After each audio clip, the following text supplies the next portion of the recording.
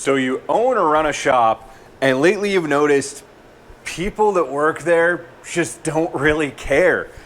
Things are taking longer than expected. Work is taking a lot longer to go out the door.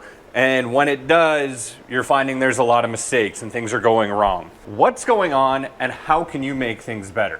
What's up, guys? Ian Sandusky from Lakewood Machine Tool back here again for Practical Machinist. And today on Machine Shop Talk, we are going to be going through a post that came onto the forum with someone who had exactly this situation, but some very interesting replies. But before we do, make sure you like, subscribe, and turn on notifications below to make sure you never miss a video. Let's get into it.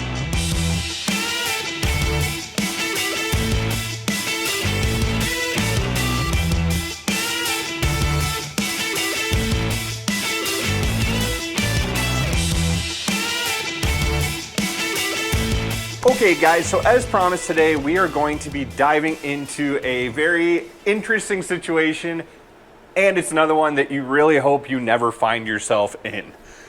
And that's when your entire shop seems to be unmotivated. To quickly recap, a poster came onto the Practical Machinist shop management and ownership subforum, which is a place where if you're interested in starting a shop, if you have a shop, if you run a shop, if you manage a shop, go to this subforum. Lots of great information in there. Lots of very, very experienced, intelligent people there that can help you out. So someone comes onto the subforum and they have this situation. For weeks, people at their shop just don't seem to be motivated. They are coming off of a busy period, they said. This was posted at the end of last year, so mid-December. And after this busy period, it seems like nothing is going right. Work's taking a lot longer to get out the door than it should. He's seeing a lot of his people standing around on the floor talking instead of doing work. When parts are getting to QA, there's a lot of mistakes. And essentially, they're trying to figure out what's going on here. Apparently, their shop is a big shop that does a lot of horizontal milling. So these are very, very skilled people. He said they don't have a lot of turnover at the shop. So this isn't a matter of, being a meat grinder kind of shop. What's going on here? So this thread had some, as I mentioned, very interesting replies. I'm going to hold off a couple conclusions till the end, but you're going to want to stick around for those.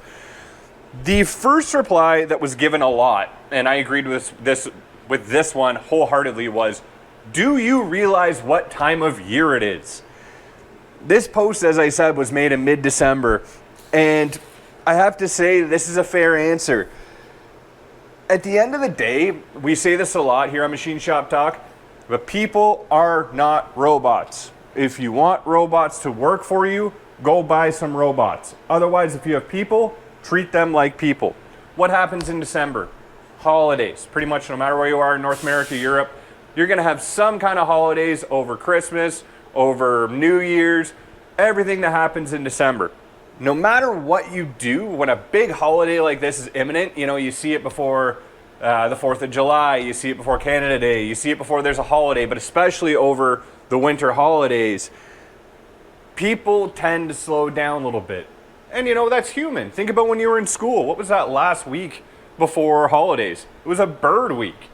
But, obviously there's work that needs to get done. We all wish that people that work with us and for us would work 24/7, 365 days a year at 100%. You are not talking about a person when you describe that. You are talking about a robot. If you think that your shop is getting a little bit lax because it's getting towards the holidays, my piece of advice here is do not die on this hill. We all work for a living. Be human, understand that humans operate like humans. And workflows around the holidays, they're gonna slow down a bit. You should actually try to kind of plan for it. And I know in a lot of shops out there, December kind of slows down anyway, because guess what? All your customers are likely going on holidays anyway. So kind of maybe plan that maybe I'm not going to get 100% or 150% output that month. Maybe plan for 80 when you schedule it so you can have it accordingly. It's totally fine to go up to the people on the floor and say, hey guys, I understand holidays are coming, but we still have work to get done. But again, do not die on this hill. Do not go full Rambo on this and start, being the big guy to go tell everybody you do this, you do that. it's going to backfire on you. Just accept this one a little bit. So the poster did come back after this post and said, no, you know what? This has actually been going on for a few weeks or months, even before Christmas. So this kind of leads to the second answer that I thought was interesting and I would also agree with. People there said, you just said you're coming off a super busy period. You know, your shop was very, very busy. What happens when your shop is full to the gills with work and everyone is stressed? If you have a good shop, you've treated your people well, they want to work for you, typically those people are going to rise to the occasion. So, you know, hey guys, we have a massive job coming up. We also have, you know, all the normal production. Oh, and also this is rush. If it's a period and not all the time, people that work there will probably say, you know, assuming you've done your job and treated them well, we'll say, all right, we're going to get this done. We're going to rally together, get this work out the door, and, you know, it's going to go great. You can't then, after that is done, expect them to do it again immediately. And then again, immediately. And then again, immediately. You know, think if you were running a marathon, you're sweaty, you're dying, you get to the end, and then the person in the end goes, just kidding, new marathon starts now, let's go. You're going to be upset. Again, if you are pushing on this, you are busy, you go into a busy period, and you push too hard on it, you're going to go from having stressed out and burnt out staff to no staff. Remember, especially if the economy is starting to pick back up, there are going to be more options and other jobs they can go to. And if they're treated better than they're treated at your shop at another place, they can go. People aren't indentured servants, right? So you have to have realistic expectations for workflow. You also, it's kind of like when we're talking about the winter holidays, you need to accept that after this big push is done, you got to do one of two things. One, you need to reward them. So the one option is give them paid vacation days off, give them a bonus, give them a raise, give them something tangible that rewards them for that hard work and motivates them to do it again. Or the other thing you can do is accept that much like the holidays, after you're done a big push, things are going to go below baseline probably for a second. There's shops that can do this 24 hours a day, 7 days a week, 365 days a year. Most shops aren't like that, especially not small shops. So understand that after you go through that busy period, you might have a little dip where people need to catch their breath, get back going, and then come back to baseline. But you don't want to push too hard on this all the time because then you're not a machine shop, you're a sweatshop. I hate to say it, and unfortunately there's a lot of shops out there like that. Thirdly, a very good point I saw was, well, have you considered asking the people on the floor what's going on?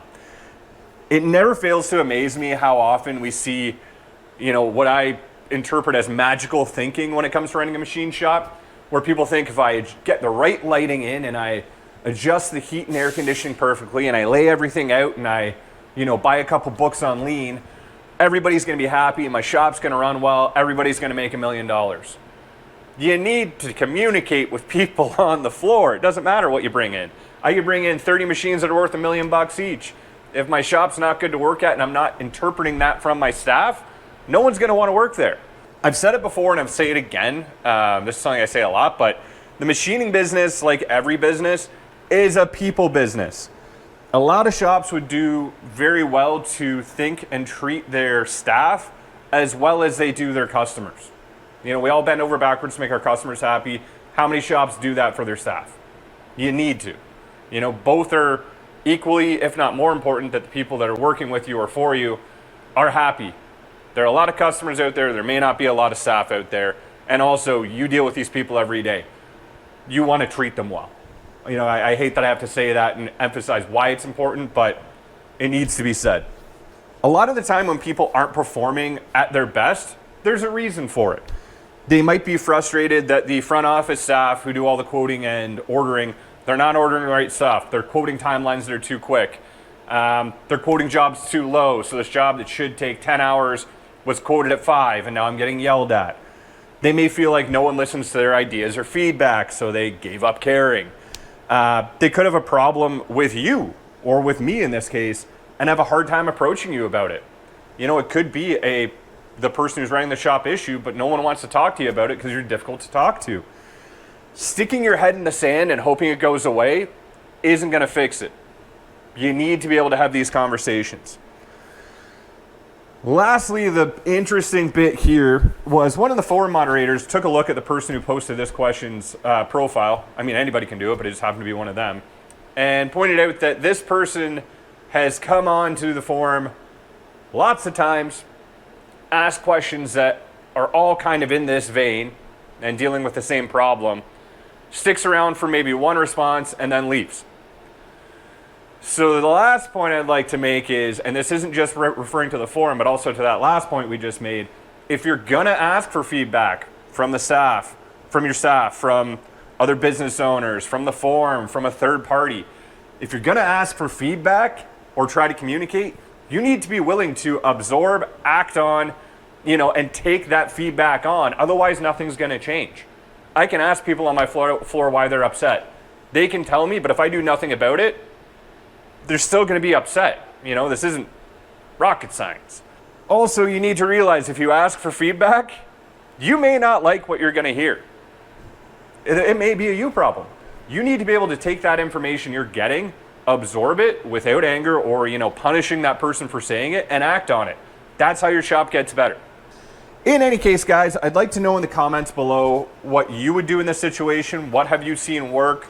What have you seen not work? And I think we all know the answer here isn't a pizza party.